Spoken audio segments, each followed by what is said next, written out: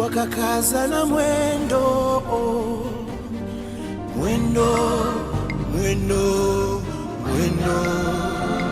wakasema vijana, njoni tulijenge taifa,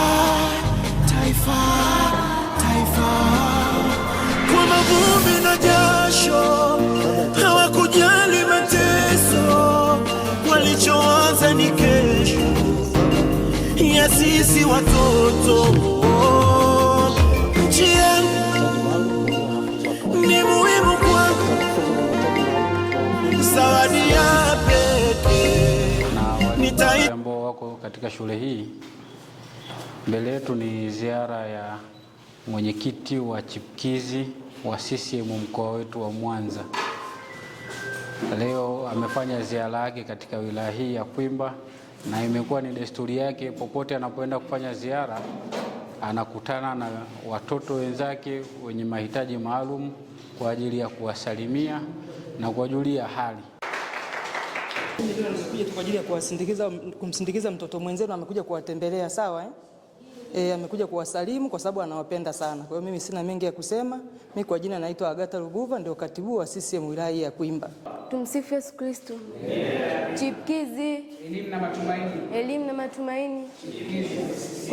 Kwa jina langu naitwa Lucia Richard Lugoe, ni mwenyekiti wa chipkizi wilaya ya Kwimba. Tumekuja hapa, tuna nia nzuri. Tumekuja kuwaletea chochote kitu kitachoweza kukidhi mahitaji yenu. Chipkizi wa CCM, elimu na matumaini. Elimu na matumaini. Viva vijana, viva. Viva. Kwa majina naitwa Elinchenia David, ni mwenyekiti chipkizi CCM mkoa wa Mwanza. Hali ya yote ningependa kumshukuru Mwenyezi Mungu kwa kujalia uhai mpaka kufika siku ya leo.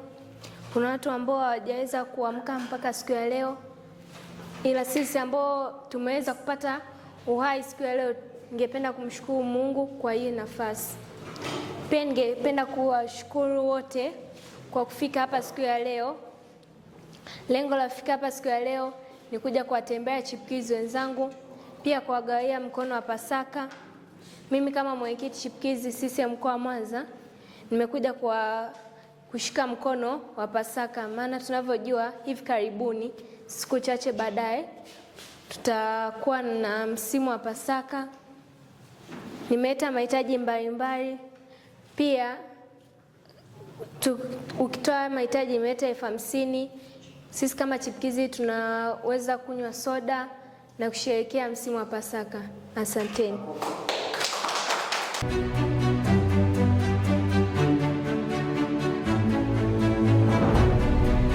Naitwa Diana George.